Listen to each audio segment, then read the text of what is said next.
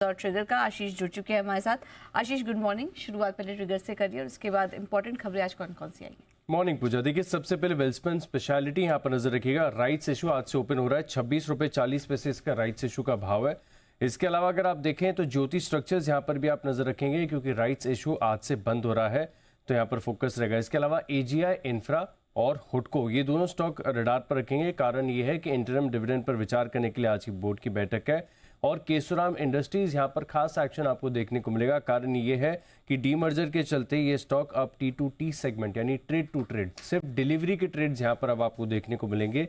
और इसी के साथ अगर आप देखें तो इसके एक्स डेट भी है, स्टॉक के प्राइस में आपको एडजस्टमेंट भी नजर आएगा, क्योंकि इनके जो सीमेंट बिजनेस है इसका डीमर्जर हो रहा है। और इस डीमर्जर के चलते एक शेयर जो इनके पास होता था, माफ कीजिएगा, जो 52 शेयर है केशोराम के, उसके बदले आपको एक शेयर अल्ट्राटेक का मिलेगा। एसबीसी एक्सपोर्ट्स यहाँ पर अगर आप देखें तो नजर रखनी चाहिए, क्योंकि बोनस इशू का रेशियो जो है इसका एक एडजस्टमेंट देखने को मिलेगा। साथ ही कुछ स्टॉक्स ऐसे हैं जहां पर आप नजर रख के चलेंगे। महाराष्ट्र का स्टेट बजट है तो देखना होगा कि वहां पर कैसे अनाउंसमेंट आते हैं और कौन से स्टॉक्स पर इंपैक्ट रहेगा। कुछ रिजल्ट आए। एजैक्स इंजीनियरिंग हाल ही की लिस्टेड कंपनी है, इसके Q3 के नतीजे मेरे पास, जहां पर आप देख सकते हैं कि रेवेन्यू जो है इसमें पिछले साल के मुकाबले 37% की बढ़त देखने को मिली है। कामकाजी मुनाफा 32% बढ़ के 67 करोड़ से 88 करोड़ हो गया है। मार्जिन 16.7% से घटकर 16% हो गया और मुनाफे में 26% की बढ़त देखने को मिली है। नतीजे थोड़े से मिक्स साइड पर माने जाएंगे, वैसे तो अच्छे ही हैं, लेकिन मार्जिन पिछले साल के मुकाबले 0.7% घटे हैं, इसके लिए हल्की सी कमजोरी है। काफी सारे स्टॉक्स हैं जहां पर अगर आप देखें तो मंथली क्वार्टरली अपडेट्स आना शुरू हो गए हैं। तो JSW स्टील यहाँ पर आप नजर रखिएगा। फेब मंथ का इन्होंने अपडेट दिया है, जिसमें आप देख सकते हैं कि जो कंसोलिडेटेड आधार पर स्टील प्रोडक्शन है इसमें पिछले साल के मुकाबले 12% की बढ़त देखने को मिली है। वहीं अगर आप क्रूड स्टील प्रोडक्शन की बात करें तो ये भी करीब 21.5 लाख टन से बढ़कर 24.07 लाख टन देखने को मिला है। M&M इसका भी एक अपडेट आया है, जहां पर आप देख सकते हैं कि जो कुल उत्पादन है ये करीब 10.5% बढ़कर पिछले साल के मुकाबले अब 81,302 यूनिट हो गया है। बिक्री में देखें तो तकरीबन 13% की बढ़त देखने को मिली है, ये भी आंकड़ा पिछले साल के मुताबिक है। और जो एक्सपोर्ट है ये आप देखें तो करीब करीब छोटे बेस से बड़ा उछाल देखने को मिला है, 3061 यूनिट, 99% की ग्रोथ यहाँ पर आपको एक्सपोर्ट्स में देखने को मिली है। इसके अलावा अगर आप देखें तो IRB इंफ्रा डेवलपर्स, यहाँ पर जो फेब मंथ में टोल आय है इसमें पिछले साल के मुकाबले 15% की बढ़त देखने को मिली है। और जो कुल टोल आय है यहाँ पर देखें तो आंकड़ा आया है 529 करोड़ के आसपास का। IRB इन्वेट फंड, यहाँ पर जो कुल टोल कलेक्शन है इसमें पिछले साल के मुकाबले मामूली 2% की बढ़त देखने को मिली है। अब ये आंकड़ा हो गया है बढ़कर 85 करोड़।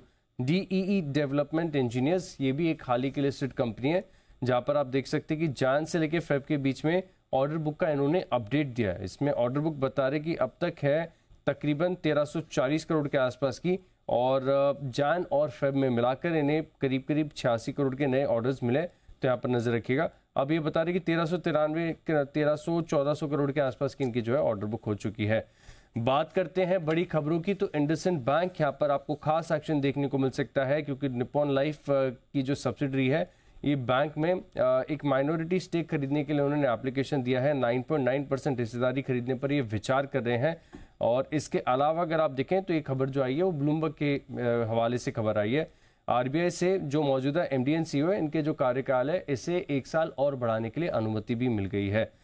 नज़ारा टेक्नोलॉजीज यहाँ पर आप रखेगा खास फोकस, क्योंकि वन प्ले टेक्नोलॉजीज में अपनी 94.86% हिस्सेदारी ये मूनशाइन टेक्नोलॉजीज को बेचेंगे 104 करोड़ में, जिसका एक्शन आपको देखने को मिलेगा।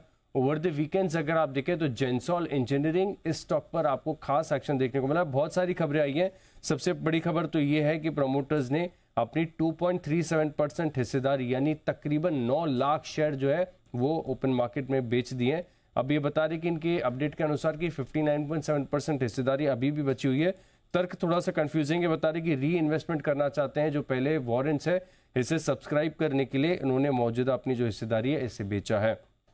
लुपिन, यहाँ पर आप नजर रखिएगा। US FDA से एक दवा को मंजूरी मिल गई है। ये हार्ट डिसीजेज से जुड़ी हुई दवा है, जिसका US में फिलहाल देखें तो सालाना कारोबार है तकरीबन 3,900 करोड़ रुपए का, बड़ा मार्केट है।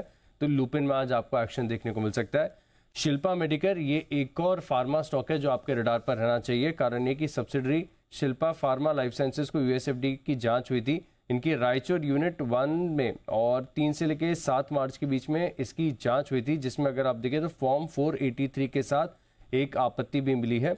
और अंत में हैप्पीएस्ट माइंड टेक्नोलॉजीज यहाँ पर आप नजर रखिएगा, क्योंकि एसबीआई म्यूचुअल फंड ने तकरीबन 10.37 लाख शेयर्स, यानी अगर मैं आपको हिस्सेदारी परसेंटेज में बताऊं तो 0.7% हिस्सेदारी जो है ये इन्होंने 6 मार्च को खरीदी है। और अब इनकी जो हिस्सेदारी है वो 6.91% से बढ़कर 7.61% हो गई है। ओके।